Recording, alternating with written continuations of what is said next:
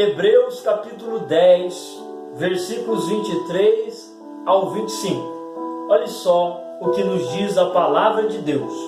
Retenhamos inabalável a confissão da nossa esperança, porque fiel é aquele que fez a promessa. E consideremos-nos uns aos outros para nos estimularmos ao amor e às boas obras, não abandonando a nossa congregação, como é costume de alguns, antes admoestando-nos uns aos outros, e tanto mais quanto vedes que se vai aproximando aquele dia. Esse trecho da palavra de Deus vai nos ensinar sobre o dever de congregar, sobre a responsabilidade que existe de fazer parte de uma igreja, de estar em comunhão em uma comunidade de fé. Em primeiro lugar, nós vemos aqui nesse texto que precisa se fazer parte de uma igreja por causa da admoestação ou o ensino que existe na igreja. Um irmão ensinando outro irmão. Também nós vemos aqui sobre o estímulo que existe no meio da congregação, do amor e das boas obras. Esta palavra estímulo fala de encorajar, um irmão encorajando o outro irmão. Veja então que fazer parte de uma igreja é bíblico. Podemos ver aqui em Atos dos Apóstolos, capítulo de número 2, versículo de número 46. E perseverando unânimes todos os dias no templo, e partindo o pão em casa, comiam com alegria e singeleza de coração. Então você deve perguntar: por que eu devo fazer parte de uma igreja? Olha o que está escrito em 1 Coríntios capítulo 12, versículo 12, e depois o versículo de número 27. Porque assim, como o corpo é um e tem muitos membros, e todos os membros do corpo, embora muitos, formam um só corpo, assim também é Cristo.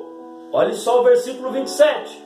Ora, vós sois corpo de Cristo e individualmente seus membros. A partir do momento em que eu decido seguir a Cristo, eu começo a fazer parte do corpo de Cristo como membro, individualmente membro, no coletivo corpo, igreja, família de Deus.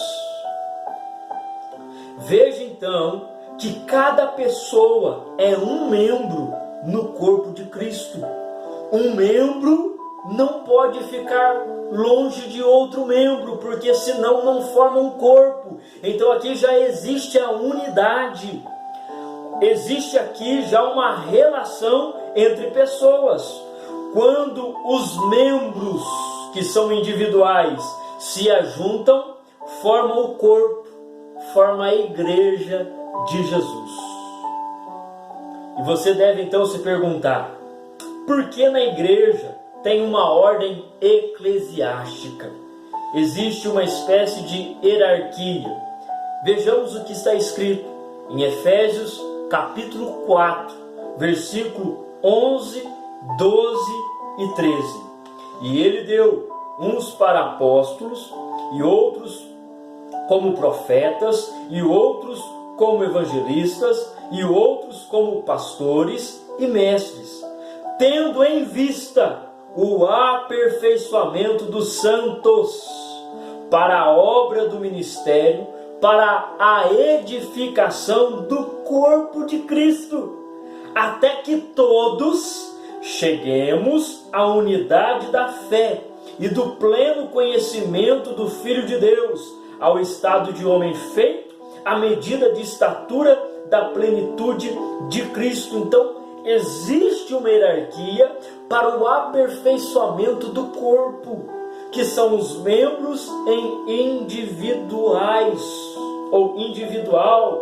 Então, a palavra de Deus ensinada na igreja através do louvor e através da exposição da palavra, vai edificando os membros, que vai edificando o corpo, para que todo o corpo venha se tornar perfeito e venha entender mais sobre o Filho de Deus. Então, devemos fazer parte de uma igreja, para que a gente possa ser aperfeiçoado. Devemos fazer parte de uma congregação, para que a gente venha então entender mais sobre Jesus e então praticar entre nós o amor e as boas obras. Então, esta é a palavra da semana. Procure uma igreja, faça parte de uma igreja, tenha um relacionamento com uma congregação, não deixe de congregar, porque só congregando que você vai crescer no entendimento sobre Jesus Cristo e sobre a sua obra aqui na terra. Encontre uma igreja comprometida com a palavra, uma igreja séria, uma igreja transparente, e ligue-se a ela, para que Cristo venha a ser gerado cada dia mais na sua vida. Que Deus abençoe a sua vida, a sua família. E este foi mais um vídeo do canal Reino Simples. Até semana que vem, querendo Deus.